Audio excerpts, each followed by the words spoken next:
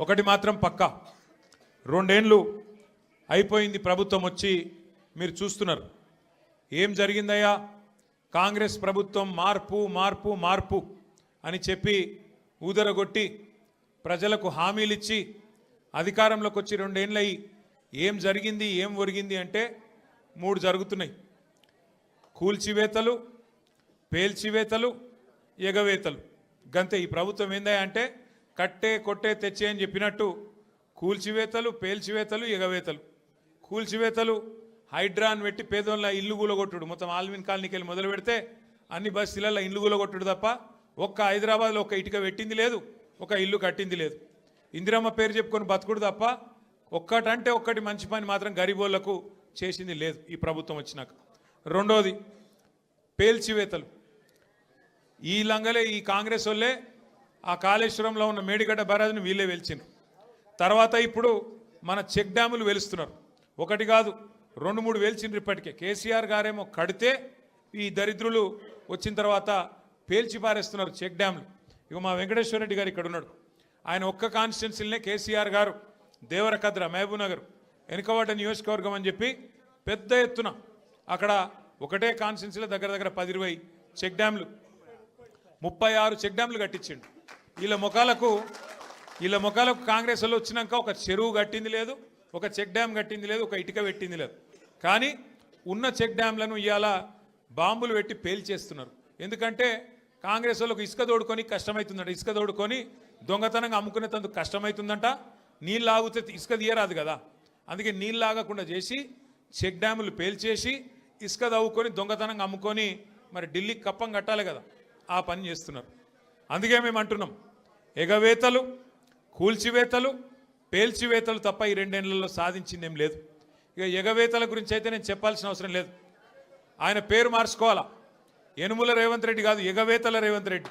ఎందుకంటే మీరు చూడండి ఏమేం మాటలు చెప్పిండు, పెద్ద పెద్ద డైలాగులు కొట్టిండు.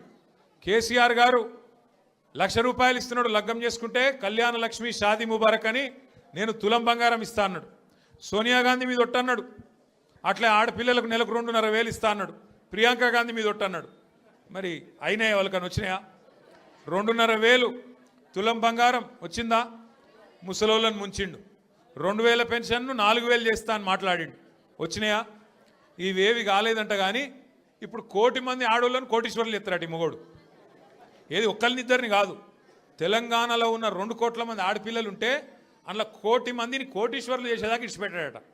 ఎట్లుంది ఇదంటే అదేమంటారు చూడు, కూట్లే రాయి తీయలేనాడు ఎట్లా రాయి దిగిస్తాను బయలుదేరినట. నెలకు 2,500 ఈయనకి ముఖం లేదు, కానీ నేను మొత్తం 1 కోటి మంది ఆడపిల్లల్ని కోటీశ్వర్లను చేస్తా అంటుండు. 1 కోటి మందిని కోటీశ్వర్లు చేయాలంటే నాకు కొద్దిగా లెక్కలు చక్కగా రావు. 1 కోటి మందిని కోటీశ్వర్లు చేయాలంటే ఎన్ని కోట్లు కావాలి తల్లి? 1 కోటి కావాలి. మరి మన బడ్జెట్ ఎంత? 3 లక్షల కోట్లు. ఎన్ని రోజులు కావాలి మరి? మీరు నేను బతుకుంటామా 1 కోటి మంది కోటీశ్వర్లు కావాలంటే? గింత లంగ మాటలు, గింత దొంగ మాటలు, పెద్ద పెద్ద గొంతేసుకొని వరుతున్నాడు. నిన్న మొన్న మీరు చూసిండ్రు. నాకు నిజంగా ఒకటి అర్థం కావట్లేదు.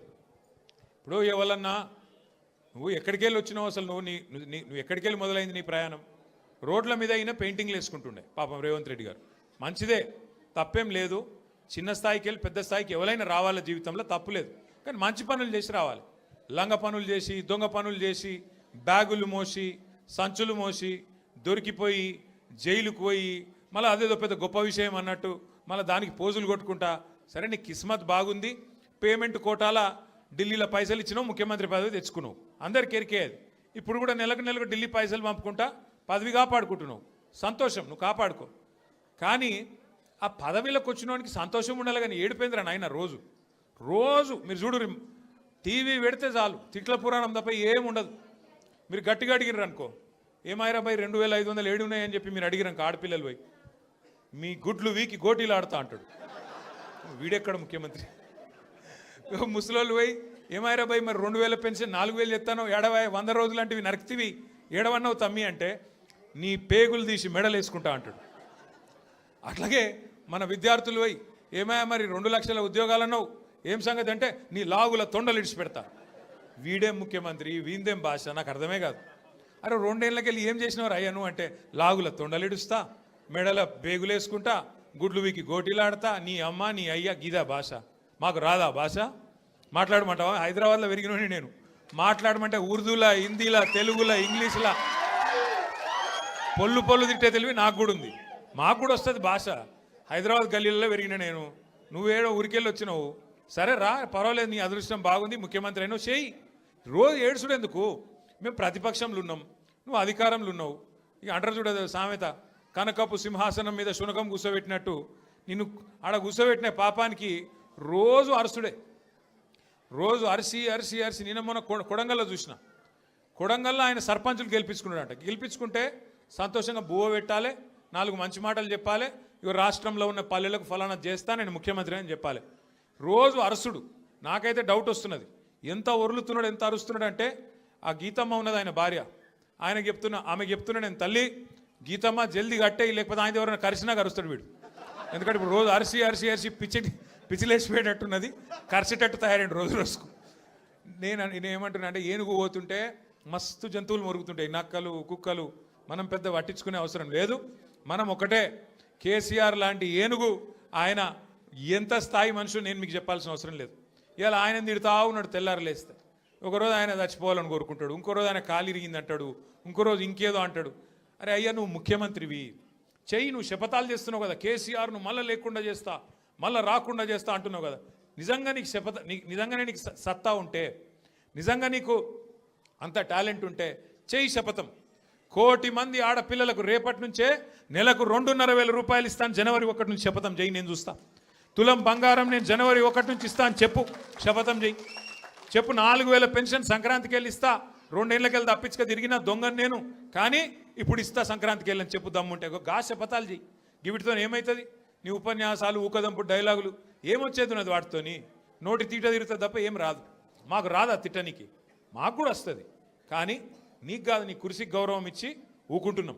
కానీ ఒకటి మాత్రం నేను పక్కా చెప్తున్నా, దయచేసి మిమ్మల్ని అందరినీ కూడా కోరుతున్నా, మీరు మాత్రం హైదరాబాద్ జనాలకు మీకు పాదాభివందనం చేసినా, నేను ఏం చేసినా కూడా తక్కువనే నేను. ఎందుకంటే మామూలు విషయం కాదు. హైదరాబాద్ చరిత్రలో ఎన్నడూ వరుసగా 2 సార్లు, ఒకసారి కాదు, కార్పొరేషన్ ఎన్నికల్లో ఎవ్వలతో సంబంధం లేకుండా డైరెక్ట్గా టీఆర్ఎస్ పార్టీని, బీఆర్ఎస్ పార్టీని మీరు గుండెల్లో పెట్టుకొని గెలిపించి మమ్మల్ని మళ్ళీ కార్పొరేషన్ 2సారి కూడా మా చేతిలో పెట్టింది. అట్లాగే మొన్న శాసనసభ ఎన్నికల్లో కులం లేదు, మతం లేదు, అన్ని కులాలు, అన్ని మతాలు, హిందువులు, ముస్లింలు, క్రిస్టియన్లు గుండెల్లో పెట్టుకున్నారు గులాబీ జెండాను. 24 సీట్లు హైదరాబాద్లో ఉంటే ఒక్క సీటు కూడా మీరు కాంగ్రెస్కి ఇయ్యలే. ఒక్కటంటే ఒక్క సీటు ఇయ్యలే కాంగ్రెస్కు, నమ్మలే మీరు. అట్లాగే ఒక్క సీటు అడ్డిమారి గుడ్డి దెబ్బలో బీజేపీకి పోయింది, ఒక్క సీటు తప్ప మొత్తం సీట్లు బీఆర్ఎస్కే మీరు అప్పచెప్పిండ్రు.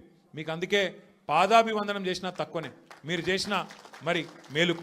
నేను మీకు ఒకటే మాట ఇస్తున్నా, శేర్లింగంపల్లి నియోజకవర్గంలో గత 10 సంవత్సరాల్లో కేసీఆర్ గారి నాయకత్వంలో 10,000 కోట్ల రూపాయలతో మనం అభివృద్ధి కార్యక్రమాలు చేసుకున్నాం. ఫ్లైఓవర్లు, అండర్ పాస్లు, మంచినీళ్లు, సీసీ రోడ్లు, మోరీలు చేయగలిగితే మంచి చేసినాం. 1 లక్ష డబుల్ బెడ్రూమ్ ఇల్లు కట్టిన మొత్తం హైదరాబాద్ కలిపి, అందులో శేర్లింగంపల్లికి కూడా ఒక 4,000 వచ్చినాయి. సరే, పిండి కొద్ది రొట్టె, ఇంకా కూడా చేయాలని ఉండే, ఈసారి చేద్దాం ఇంకా అన్న ఒక ఆరాటం ఉండే. కానీ ఇవాళ కాంగ్రెస్కి అధికారం వచ్చింది. ఊర్లలో ఉండే ప్రజలు వీళ్ళు చూపెట్టిన ఆశలకు మోసపోయి వాళ్ళకు ఓట్లేసిండ్రు. ఓట్లేసిన వాళ్ళే ఇవాళ బాధపడి సర్పంచ్ ఎన్నికలు వస్తే మళ్ళా మంచిగా కాంగ్రెస్కు బుద్ధి చెప్పి 40% దాకా సర్పంచులు మనోళ్ళని గెలిపించినారు. రేపు నిజంగా మార్పు అంటే ఒక ఇది మార్పుకు సంకేతం. నిజమైన మార్పు ఊర్లలో స్టార్ట్ అయింది. హైదరాబాద్లో కూడా చాలా అవుతుంది. ఎందుకంటే చూస్తున్నారు అందరూ, నిజంగా వీళ్ళతో ఏమైనా అవుతుందా, ఏమైనా చేస్తారా అని. ఒక్కసారి మీరు ఆలోచన చేయండి, ఎట్లున్నది ప్రభుత్వం. ఇవాళ రెవెన్యూ మంత్రి కొడుకేమో గుండగాళ్ళని వేసుకపోయి ఇవాళ భూముల మీద పడ్డాడు, భూములలో పడి కబ్జాలు చేస్తున్నాడు. ఆయన మీద పాపం ఒక ఆయన ఎస్ఐయో సిఐఓ, ఆయన ఇన్స్పెక్టర్, ఆయన హబీబుల్లా ఖాన్, ఆయన పేరు హబీబుల్లా ఖాన్ అని చెప్పి నిజాయితీ గల పోలీస్ ఆఫీసరు రెవెన్యూ మంత్రి కొడుకు దౌర్జన్యం చేస్తుంటే, భూముల కబ్జా చేస్తుంటే ఆయన మీద కేసు పెట్టిండు. కేసు పెడితే ఇప్పుడు ఆ పోలీస్ ఆయన తీసుకుపోయి ఎక్కడో లూప్ లైన్లో వారేసిండ్రు.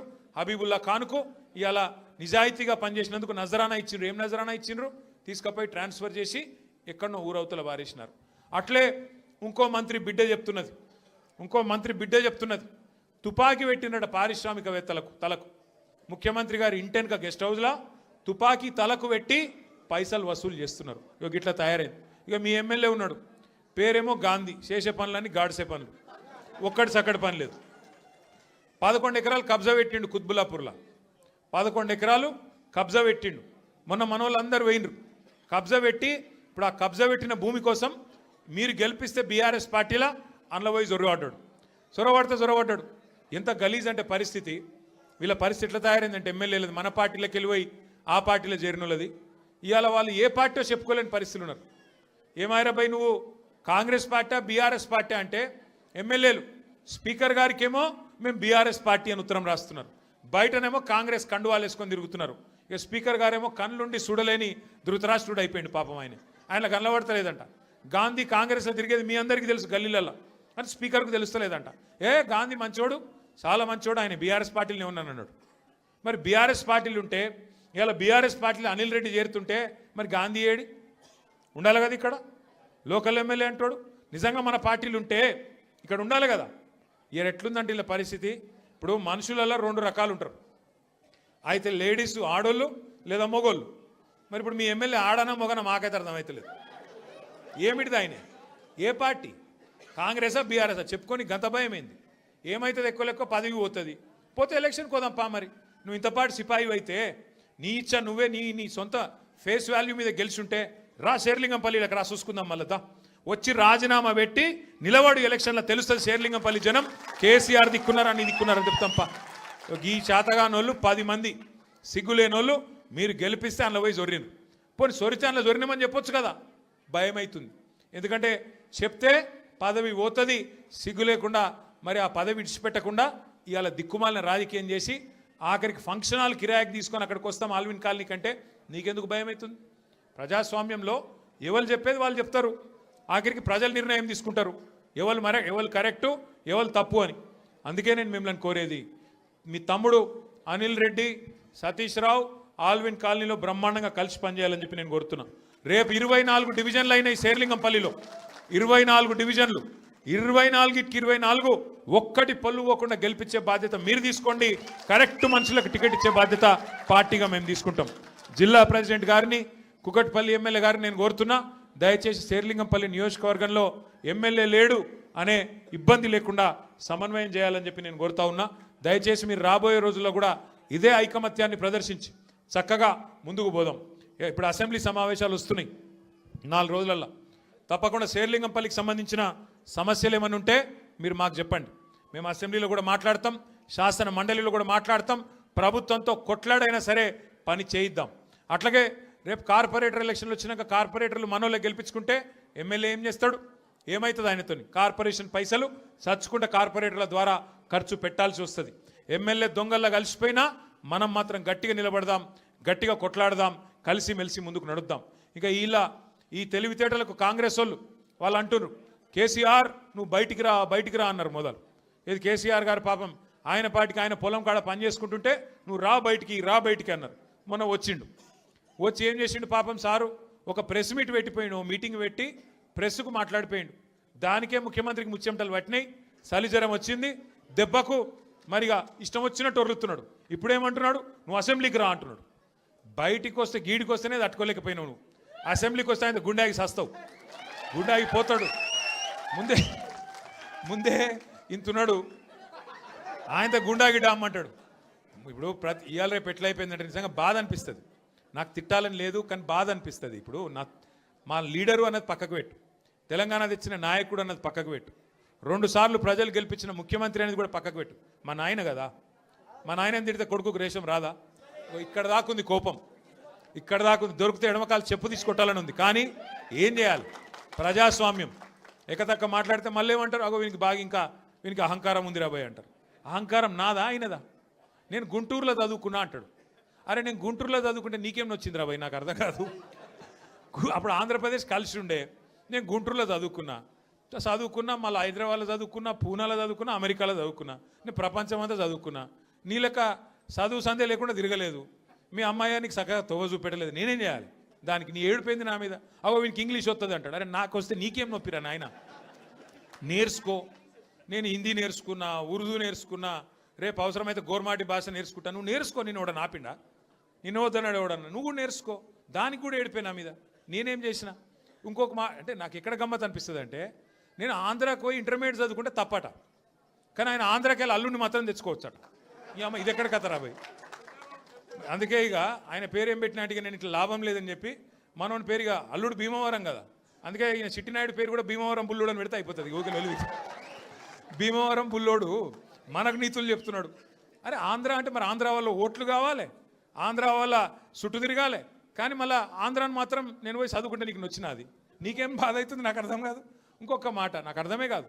ఇప్పుడు ఇక్కడ ఉన్నారు మీరు, ఇంతమంది ఉన్నారు, చాలామంది పిల్లలు మన హైదరాబాద్కి వెళ్ళి మన తెలుగు రాష్ట్రాలకి వెళ్ళి చాలామంది చదువు కోసమో ఉద్యోగం కోసమో వేరే దేశాలకు పోతారు. అమెరికా పోతారు, లండన్ పోతారు, ఆస్ట్రేలియా పోతారు, ఇంకొక ఆడికి పోతారు. ఆ దేశాలలో ఇళ్ళలో నౌకర్లు ఉండరు కదా, ఆ దేశాలలో ఏం చేయాలి, మనది మనమే పని చేసుకోవాలి, మన బట్టలు మనమే ఉతుక్కోవాలి, మన వంట మనమే వాడుకోవాలి, మన టాయిలెట్ మనమే క్లీన్ చేసుకోవాలి. ఈ పిచ్చోనికా ఏం తెలియదు, చదువుకున్న బాబాతేనేమో తెలుస్తుండే. ఇక మాట్లాడతాడు ఏమంటాడు, వీడు ఇప్పటికీ అమెరికాలో బాత్రూమ్లు కడుగుతూనే అంటాడు నన్ను. అరే అమెరికాలో నా బాత్రూమ్ నేను కడుక్కున్నా, నీకేం వచ్చింది రాబాయ్, నాకు అర్థం కాదు. అమెరికాలో ఎవరిది వాళ్ళు చూసుకుంటారు, పని చేసుకుంటే కూడా తప్పేనా? ఎవరి ఇళ్ళలో వాళ్ళు బాసాన్లు తోముకుంటే తప్ప, ఎవరి ఇళ్ళలో వాళ్ళు బట్టలు ఉతుకుంటే తప్ప అంటే మరి మా ఆడపిల్లలు మీరు అందరు ఉన్నారు, ఇంటి పని అంతా మీరే చేస్తారు, మరి ఇంటి పని మొత్తం మీరు చేస్తారు తప్ప అది?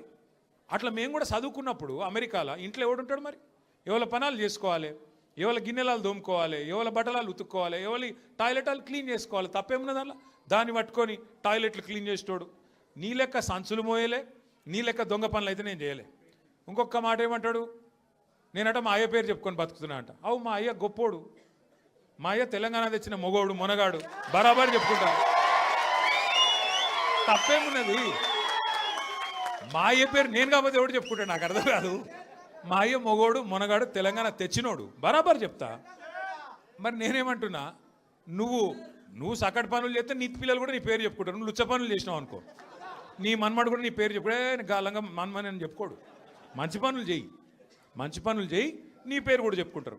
నీలాగా దొంగలకు సద్దులు కట్టుడు, బ్యాగులు మోసుడు, వాళ్ళ సంకల్ నాకుడు, ఢిల్లీకి పేమెంట్ కోటాలో పైసలు చంచుడు, గవి మాతో కావు. కొట్లాడతాం, మొగాళ్ళలాగా కొట్లాడతాం, మునగాళ్ళలాగానే బతుకుతాం, తెలంగాణ పౌరుషంతో బతుకుతాం. నీలాగా బతుకం, ఢిల్లీకి గులాములక్క మాత్రం బతుకం. ఢిల్లీకి సంచులు మోసుకుంటా, ఢిల్లీలో పోయి బీజేపీలతో రాసుకొని పోసుకొని తిరుక్కుంటా, జడ్జీల కాళ్ళు పట్టుకుంటా, అయ్యో నన్ను కేసుల లోపల నువ్వకుర్రి అని చెప్పి డైవులు కొట్టుకుంటా, గా బతుకు అవసరం లేదు. బతికిన నాళ్ళు దర్జాగా బతుకుతాం, చచ్చినప్పుడు కూడా రాయలుగా చచ్చిపోతాం. అంతేగాని ఇట్లా చిల్లర పనులు చేయం. మీకు దయచేసి నేను ఒకటే కోరుతున్నా, ఆయన మళ్ళా అంటుండు కేసీఆర్ నట ముఖ్యమంత్రి కానియాడంట. నేను కూడా మీ అందరికి ఒకటే చెప్తున్నా, మీ అందరి దయ ఉంటే, మీ అందరి ఆశీర్వాదం ఉంటే ఖచ్చితంగా కేసీఆర్ సంగతి ఇడిచిపెట్టు, నిన్ను కొడంగల్లో కూడా మళ్ళీ గెలవనీయకుండా చేసే బాధ్యత మాది.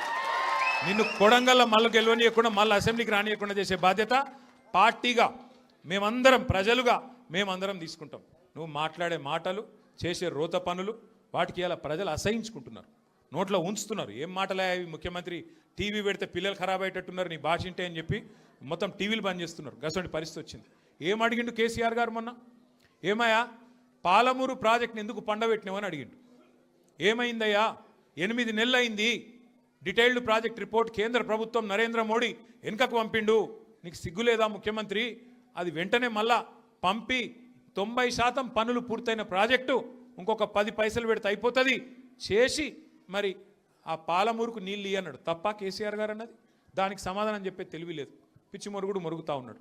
అట్లాగే కేసీఆర్ గారు ఏమన్నారు, కృష్ణా జలాల్లో అన్యాయం చేస్తున్నాడు నరేంద్ర మోడీ, భారతీయ జనతా పార్టీ ఖచ్చితంగా వాళ్ళని ఎదుర్కోవాలా, కొట్లాడాలా, ఢిల్లీలో ఏం చేస్తున్నారు నీ ఎంపీలు అని అడిగిండు.